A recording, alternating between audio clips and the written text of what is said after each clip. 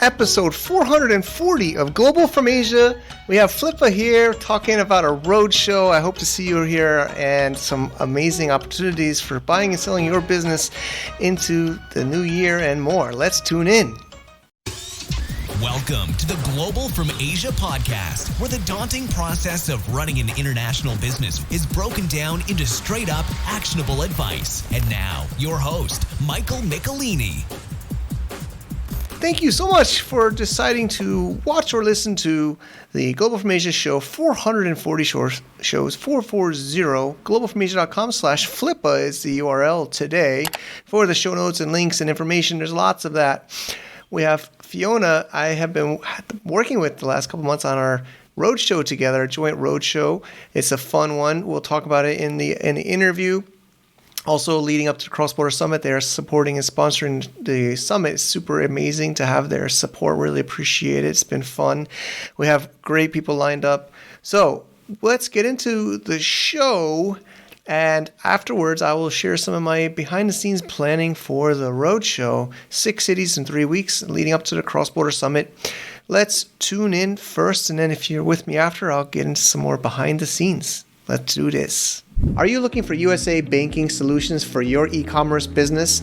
I am proud to say Mercury.com is supporting the podcast here 3rd year in a row at Global from Asia, and we're proud to say it because we use them ourselves for many of our own Amazon brands and e-commerce brands and joint ventures with our US structures, and they're super easy to do, online application, no fees, and they have great customer support, have helped us with trouble with Amazon Seller Central over the years about some receipts and statements and everything like that. So we're so happy to say thank you, Mercury, for supporting our show, being a great service, and supporting other e-commerce sellers.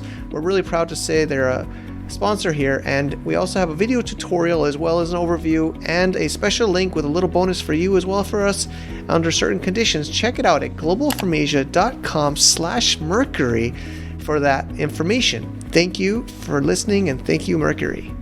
All right, thanks everybody for tuning into our Global from Asia podcast. We have a phone with Fiona. I've gotten to know pretty well over the last couple of months. How are you doing, Fiona? I'm great, Mike. How are you?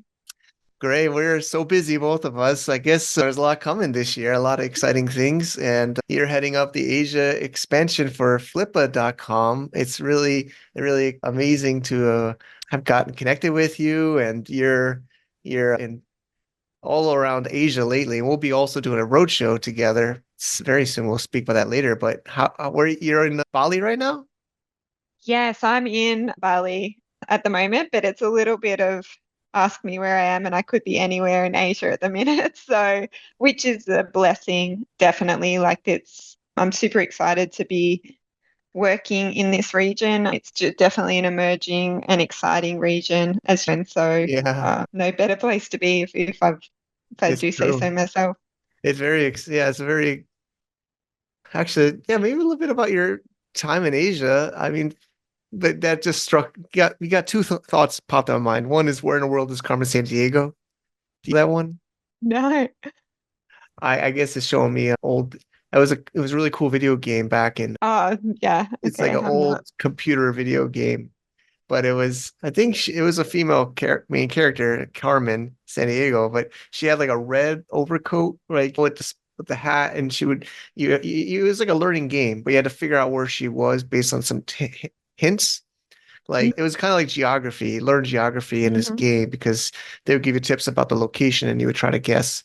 But so that was the first thought. And the second was, Asia is, I've been here a while now, and it's the energy and the insanity. I like the chaos. Some people can't. I guess if you like it here, you must like that, especially for this roadshow. It's going to be chaotic, but I love it. I remember the first time I came, Hong Kong was my first location, and it was just so many people and just so much energy, and I guess I like the chaos. I don't know what's your favorite parts, or what you like about Asia.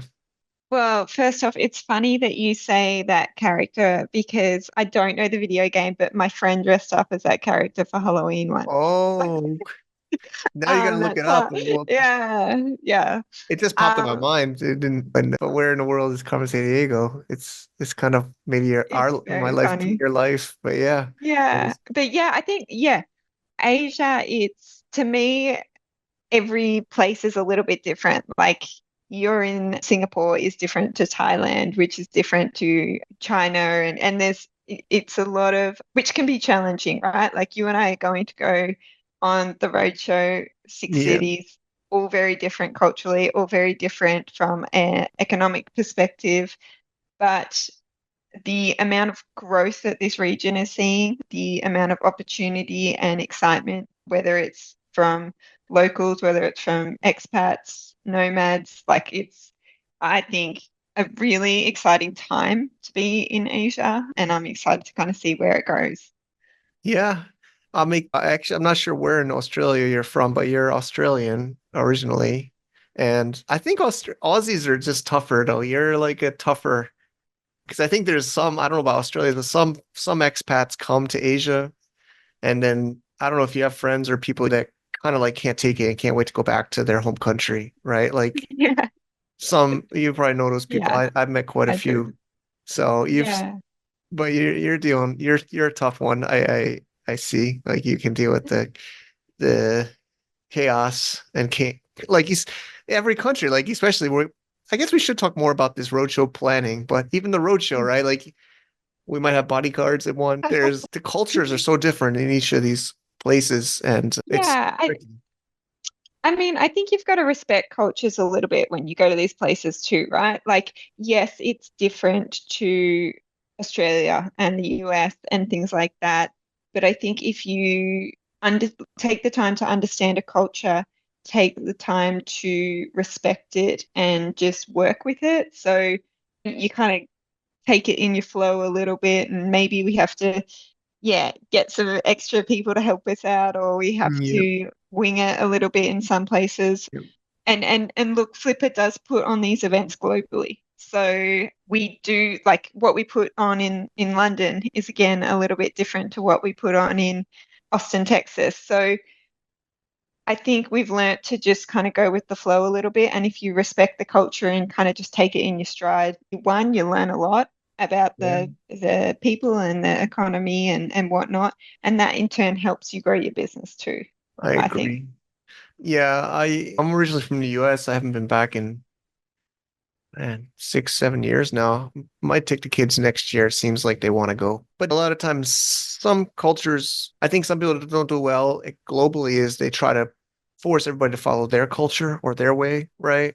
And especially in these expat, every city has the expat bubble, right? You can go to the expat area where you may have the more Western food and the Western like a and I've kind of lived in those over the years, but I think though to really succeed, you kind of got to, like you said, you got to adapt.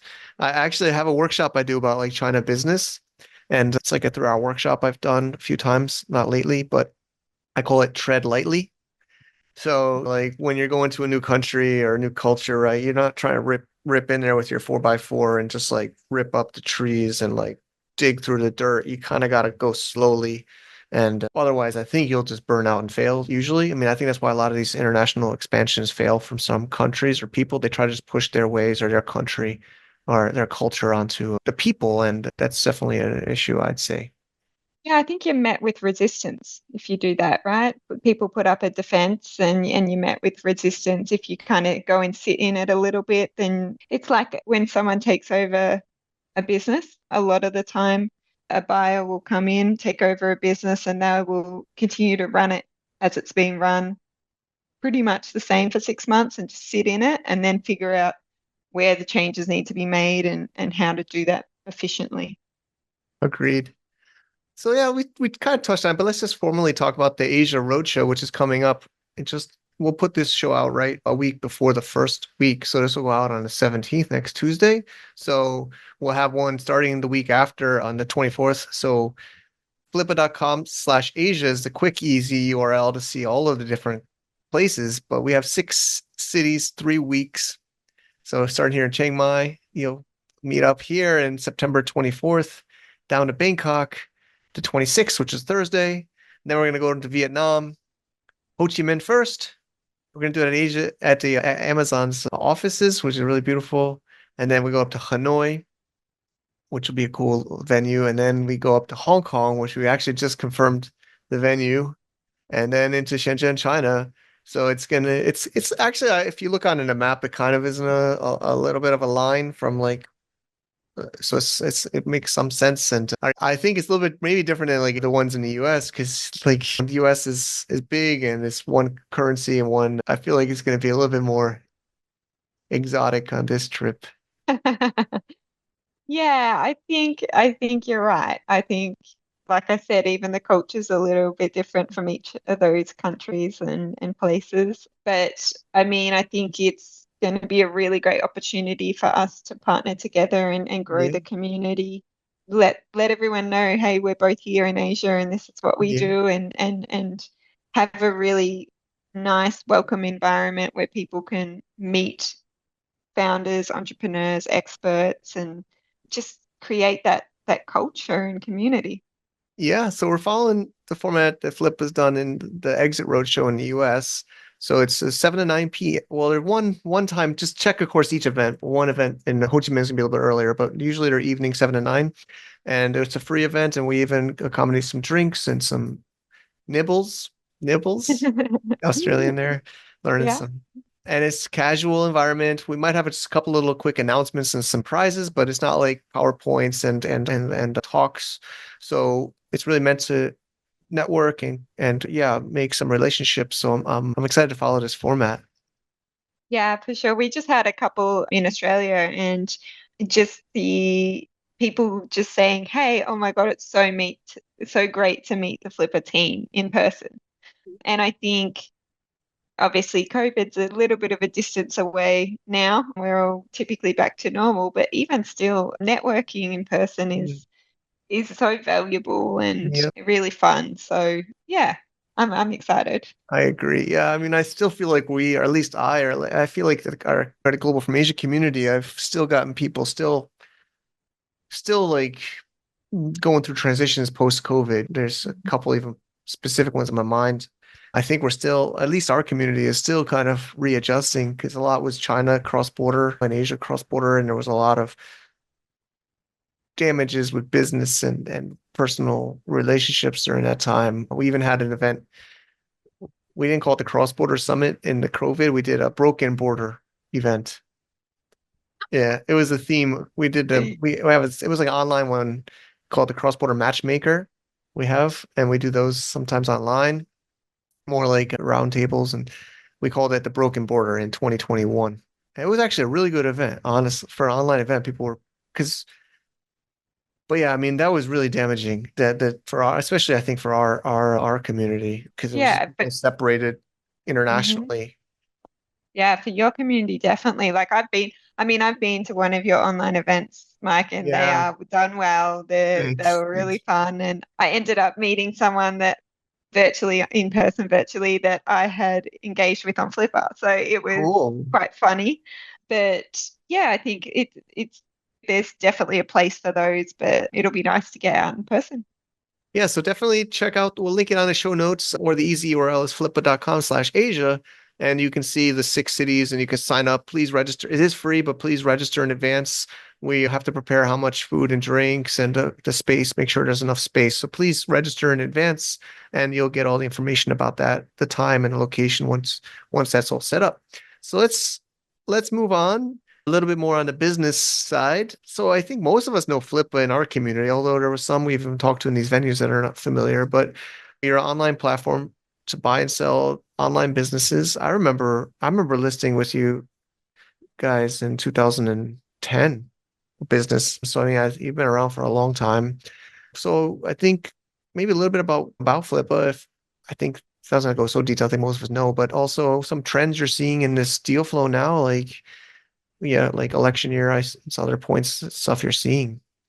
Yeah, for sure. So we're a M&A platform for online businesses. And what we really love to what we do and we love doing is we combine tech and people. So I'm a senior broker in the APAC region, and I work with the platform, which is a tech platform, and it's got a huge global reach. We've been around for a long time, as Mike mentioned, and we combine that to provide people with a lot more deal flow than they may have experienced just going to a local traditional broker. So Yeah, I think kind of jumping into the trends in the market, people have continuously asked me, like, is it slow and are we in a downturn and stuff like that? And I think there was a loss of confidence there for a little bit. There was the geopolitical challenges, high interest rates, an election year. For many countries, I think it's UK, Australia, and the US at the minute. So, and probably more. But so people kind of saw that as a bit shaky ground, but the confidence is definitely coming back. But buyers who were traditionally focused on like very large businesses, I think your 5 million plus revenue, they're considering other businesses a bit lower in revenue. So they're coming down in value, just which is that's a consequence of confidence and things like that. But for the seller, it creates a more competitive environment, which is really interesting. So if you've got a business that's around that $1 million mark, you've got more buyers now. Which is going to give you more options. So and that continues down the funnel, Shane, as well. So whilst I think people kind of hear, oh my gosh, the market is shaky and things like that, it's not always the case. There's two sides of every story. Okay. Yeah, I mean, I do think so. 1 million in revenue or valuation, I think is revenue, right? Yearly. Yeah. Okay. So anybody in that range, just talk to Fiona. So we'll also can meet her or of course reach out to her. I think it's also good.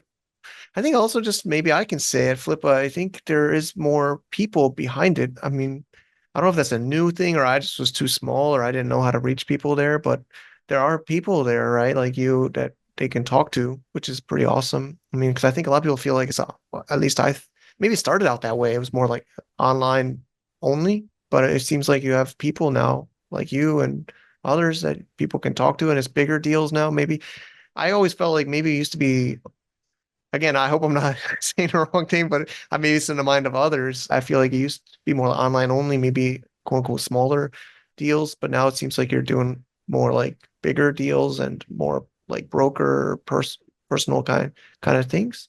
Is that Yeah, so you're not wrong. You're correct. Back in 2010, you definitely would have seen it was self-service, it was smaller deals. We've upgraded our services on the tech side. So we integrate AI now. We've got a lot of integrations to verify both buyers and the businesses and things like that. And we've got some really great tools on both the self-service side and the broker side. But then we have implemented our broker service, and that's the people. So again, going back to that combined people and tech, and we've moved up that value chain. So we saw the need to do that because you've got your investment bankers who won't look at anything less than 50 million, and then you've got other platforms that don't go into the lower middle market. So we saw the gap there, and that's definitely where we're kind of the experts. great? Really cool. Thanks for the insights. So we were talking about kind of general deal flow. Of course, we're here in Asia, but also e-commerce. So maybe some insights on e-commerce because I remember it was just totally insane in 2020. I feel like 21 was the peak, but 2020, even I don't know. I could go on to this for such a long time, but basically, I remember I thought that all the business were going to go to zero at the beginning of 2020. I thought business was dead. Like Amazon stopped accepting shipments. I thought we were just dead, but they said non-essential, right? So most of the stuff I sold and others I knew sold were non-essential. So some of us thought we were totally dead. We were just trying to sell masks to stay alive. We were just doing PPE to stay alive. Thought we were just dead. But yeah, then everything went crazy, and then all these aggregators. I guess there was a lot of money printing, and people just buying everything and anything. It was just total insanity. But we feel like it's not like that now, right? But I mean, there's still some. What are some ways people can do deals now in e-commerce or FBA that you see? Yeah. Yeah, so it's definitely stabilized. I mean, 2020, 2021, and even started 2022 with anomalies, right? Like you had aggregators who were pushing up the competition, and they raised $16 billion in capital, and almost all of that was in 2021. So that gives you an idea of just how much a peak that was. And then, of course, COVID kept pushing that through, and people were obviously excited by the e-commerce side of things. And kind of going back to trends before, there's still demand for e-commerce for sure. I speak to buyers and sellers, so I work with both, and buyers still asking for strategic buys. So you and I have spoken about someone looking for a Japanese Yeah, Amazon yeah, store. yeah. So they're looking at how can they expand globally into that cross-border business, and a lot of that is through acquisition. So I think it's for people who are maybe curious about the process of selling their business, or who the buyers are and things like that. It's about having a conversation and understanding, is their business in a position to be sold, and who that might be as far as buyers. Yeah, I think we've talked to some sellers. I've been introducing to some, and Mhm. they feel a little bit regretful they didn't sell when that crazy time was. So I guess none of us have the crystal ball, but there's some are wondering, should they wait, or should should the valuations maybe come back? I mean, I've even had people think valuations might go down more from here. I don't know. I know it's like a crystal ball kind of thing, but I guess it's more about when should somebody sell, which is a whole topic by itself, right? I've seen people speak about that one topic for an hour, right? So I don't know. I don't know if what you would say to some. I mean, you probably talk to people about this Yeah. all the time, right? Like, what's the quick kind of answer of like, Yeah, I mean, I have an hour answer, and I have a minute answer, so I'll we give you the also have minute you one. speaking at the cross. I guess a little plug. You're coming, of course, you're supporting Cross Border Summit. You'll come out. We'll Yes. have you speaking about this, and of course, you'll be there as well as these exit at the Asia roadshows too. But yeah, maybe just a quick like, what do you tell somebody when they say, "Oh, should I wait? Should I sell now?" Like, Yeah, so a pretty blanket statement without getting into the weeds of it is, I always say you don't want to sell when you have to sell. So whether that is you have to sell because sickness, divorce, the business is not doing as well, you've moved on to something else. Like, there is many, many reasons that I have sold businesses where people have had to sell, because regardless of the market conditions, you're going to be having to push it for a lower valuation. If you're selling at a time when the business is growing and healthy, again, regardless of the market conditions, it's going to sell at a higher valuation within that market. Granted, the valuation might not be as it was in 2021. That's an anomaly. That's just the way the cookie crumbles, unfortunately, and we don't have that crystal ball. So I think just preparing your business so that when you are comfortable and ready to explore an exit, that's the best way to do it. okay, great, great. Yeah, I think that's a important one, right? Because I think you're talking to some people about they're waiting right now, or they're hoping. Yeah, so I guess the main point is my point is, if you lost your passion for it and the growth is going to go down, it Mhm. if somebody sees a downward trend on your business, that's not a easy that doesn't make it easier to sell. So if you think you're gonna like stop having the passion to push it up and show a good case, I guess sooner is better. Because a lot Yeah. of times people will look in to sell. I think one reason people are looking to sell is, well, actually, and there's so many questions I'd like to ask you, but I guess well, I guess probably in my opinion, people want to sell is because they've lost maybe that passion for that business, right? They want to do something else, and I think when you get that thought, it's probably a good time to get serious about selling, because it's probably not going to go up in the growth of that business, Yeah, most likely. correct. So a lot of people start other businesses while they're still fully focused on the older business, and it suddenly the other business takes off and they get distracted, for a lack of a better term, and then the other business suffers. So if you've already kind of prepared your business for sale, and I'm talking about the boring stuff like the financials and making sure it's all ready to go, then you're at least halfway there, right? You can contact a broker and say, we need to sell this, and like, let's get started, versus I don't even know where to start. So Yeah, you're right. People lose passion, they get distracted. I would say moving on to something else is probably the main reason people. So Okay, great. My last main topic is cross-border summit, cross-border deals, cross-border business. That's a keyword I like, and I think especially in Asia, it must be cross-border. But I mean, Flippa, I think you're all. I think if I remember, I'm a user. I'm a buyer and seller. I don't know if dig in my account one day, but a lot are like in sellers. A lot of times, I remember India, Vietnam, right? Like I don't know if put words in your mouth, but I remember a lot of the sellers are like Asia and buyers are like US or West.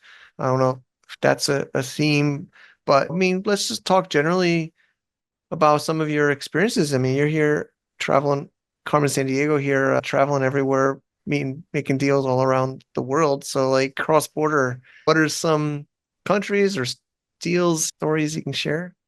yeah, I think so. I mean, Flipper, we've in our community, we're in 180 countries and 62% of what we do is cross-border. So it's common, right?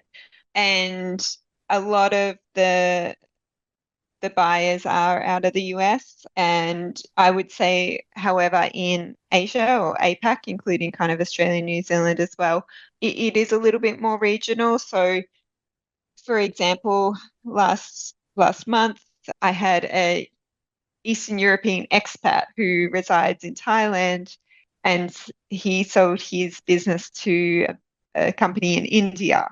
And then at the moment, I'm working with a business in Singapore, and they're going to a family office in Israel. And Whoa. then negotiating at the minute an e-commerce store out of Singapore to an Italian buyer living in Bali.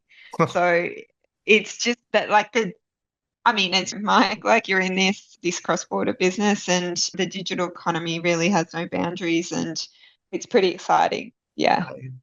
Yeah, I agree. I mean, yeah, I've been sick of being restricted by where you're based. It's kind of one of my personal things. It's like, of course, I'm a privileged American Caucasian male, so I have these privileges. I almost want to argue there's almost reverse racism sometimes now in some places, but I was born like that. But I mean, I don't want people to do deals or be restricted just based on where they're born, right? I mean, one of my favorite things is to give people opportunities wherever they are, more based on their ability rather than their country of origin or whatever, right? So it's one of my passions at the community here. So it's great to see Flippa making that happen for people because I basically some of these exits are life changing for people, right? Like Yes. it's amazing. They Mhm. worked hard building it and they can cash out. So it's amazing. Yeah, absolutely. Like the one in the one of the businesses in Singapore, he's cashing out so he can spend more time with his new son. And yeah, and I think kind of the cross border also allows people to get really good businesses that they might not have had access to, right? So it's a bit of a stereotype, but India's known for really good, strong software development. Eastern Europeans are known for really good app development. Asian beauty products, which is the e-commerce store I spoke about, they're known as being some of the best in the world. And so people in other countries get access to that and are able to expand these brands. So Cool. it's really cool. Yeah. Yeah. I mean, it's an amazing time. So I guess with that, we're making some deals here. Of course, the cross-border summit is actually our sixth. I don't know if should I say annual or not. I mean, we had a whole gap because of COVID. We paused it. We didn't want to do the online ones during COVID. I had people begging me not to do the online cross-border summit because, like you said about offline events, they said that one of the core reasons values of it is the offline networking because it's not a big event. It's like we have a bit over 100 or so people, and but it's high value, high impact. So I'm really happy to have you and Flippa there to make some deals because I know some last year did deals through Flippa. Actually, Evo introduced some to Flippa that did deals after a couple I know, and so it's gonna be great to have you at the summit, and you'll be speaking. And it's really cool when we were talking to do this roadshow, and I was so excited when you proposed that. And we'll have a wild six city 3 week adventure. I'm preparing my wife. Literally before this call, I was preparing her. I'll be on the road, but it's going to be a great networking and community building experience. Yeah, super excited. I think we're very privileged to be able to do this and Yeah. get out and get people excited about the cross-border summit, get them knowing what it is, get them knowing what Flipper is and how we can help create a community in this region. Yeah, it's amazing. So thanks, Fiona. We're talking regularly. It's been fun, and I can't wait to meet some amazing people listening to this show. I know there's quite a bit in Bangkok coming, Chiang Mai. I mean, almost Vietnam. I just got my e-visa approved. I've had 3 this year. I've been there 3 times. Every time I got to apply again, I just got it approved. I think yours is Yeah, mine's pending. still pending. Hopefully Vietnam lets us go, That's but a then sin. it'll be great. So, and the Shenzhen's got a huge interest already and got a great venue. So I can't wait to meet everybody there. And that's a wrap for now. And thanks. We'll put this at globalfromasia.com/flippa so people can see this show. And then of course we'll link to the events. So, or you can go right to the Asia Roadshow at flippa.com/Asia to see all of those, or you can link to that on the show notes. And I will let you go, Fiona. I know you're super busy. I'm super busy, but it was a pleasure to have you on the show. Glad we made it happen. Yeah, thanks so much, Mike. Looking forward to meeting everyone. Save the date. Cross Border Summit 2024 is coming back. 2023's was epic. Never got such great feedback in all of our events. Cross Border Summit 2024, we're planning already a year in advance. It is a full week of amazing things. There's pre-events, post-events, workshops, trainings, elephant sanctuaries. We have a lot of amazing things here in Chiang Mai, Thailand again. So I would love to see you there. We've already pre-sold some tickets to previous people. We will be opening up tickets soon. Subscribe to get updates at 2024.crossbordersummit.com. Also check out videos and testimonials from last year as well as all of our years. We did them in China, and this will be our 6th one. It will be great to meet you there and network and make some great relationships. I can't wait. November 2024. Thanks, Fiona. Isn't she cool? She's really great. I always was really impressed since I started talking to her and working with Flippa. It's been a lot of fun. Appreciate their support of our community and doing this joint roadshow and supporting the Cross Border Summit. So a little bit of insights. I booked all my flights. I will be flying to all of these 6 places, and it's going to be fun. I've been to all of them in advance. I kind of been taking point on finding the venues and coordinating with a local operating team and things like that. So some behind the scenes insights for our Asia Roadshow, first ever. So we have Chiang Mai, where I'm here right now. Fiona's coming in from Bali. We will go on Tuesday, September 24th, 7 to 9 p.m. at Atelier Co-working as of now. It'll be some free drinks and cocktails and networking and a little bit of snacks or nibbles. I'm learning Australian slang here. So that'll be epic. It's my home turf, my recent home turf. So starting here, and can't wait to see some of you there. We also got some WhatsApp groups going just for this event. You can join and talk to some people. So I can't wait for the first one. Then we fly down to Bangkok on Thursday. So 2 days later, after Tuesday, the 26th, we'll be in Bangkok, 7 to 9 p.m.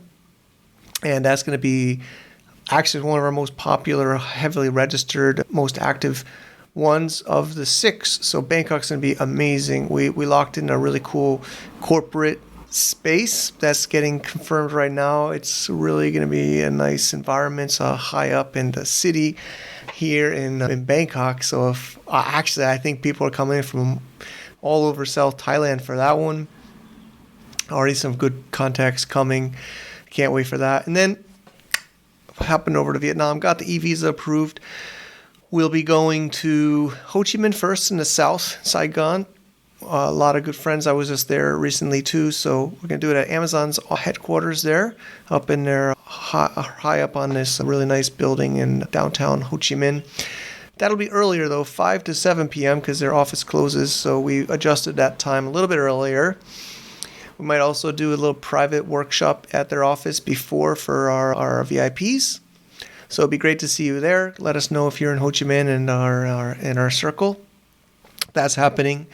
And then we head up to Hanoi in North Vietnam. We got a hotel. That'll be on Thursday, October 3rd, right? So Ho Chi Minh is Tuesday, October 1st. Then we're going to Hanoi, which Claire is amazing. Shout out to Claire. She's helping us on the ground there. We did an amazing event there earlier this year. So we have a great hotel lined up. We'll have some good cocktails and drinks and networking there. And then the weekend, fly up to Hong Kong. Hong Kong will be on, I'm tired of speaking about this, will be on October 8th. Of course, check flippa.com/Asia for the exact dates. And 8th, Tuesday, 7 p.m. at the Doe in North Point on the Hong Kong Island. We got a really cool space there. I was preparing. We got some insights from the event about maximizing the use of that. So that'll be on Tuesday, October 8th. And then no flight there, just a land border to Shenzhen, China. My old home. That one's jam-packed. We're going to fill that one up already. It's still it's like a month away, and its pre-registers are jammed. We got a nice law office in Futian. Use our corporate office Thursday, October 10th, 7 to 9 p.m. With, of course, as always, drinks. So I don't know if some people are going to see me in multiple. I think some people are going to Chiang Mai and Bangkok. Maybe you can join me in more, but it's going to be so intense. And then we, of course, have Canton Fair, and I'm going to DCBAK, and then, of course, our Cross-Border Summit, November 3rd to the 5th. So I'm going to be basically on the road. I miss my kids already, but I love them, and I'll be calling them on the road. That's it for now. See you, globalformation.com/flippa for this show notes and embeds and downloads and links. And if you want to go to the URL for this roadshow, flippa.com/Asia, which is the landing pages of all the different events. So thanks so much. I can't wait to see you, and see you in the next show. To get more info about running an international business, please visit our website at www.globalfromasia.com. That's www.globalfromasia.com. Also, be sure to subscribe to our iTunes feed. Thanks for tuning in.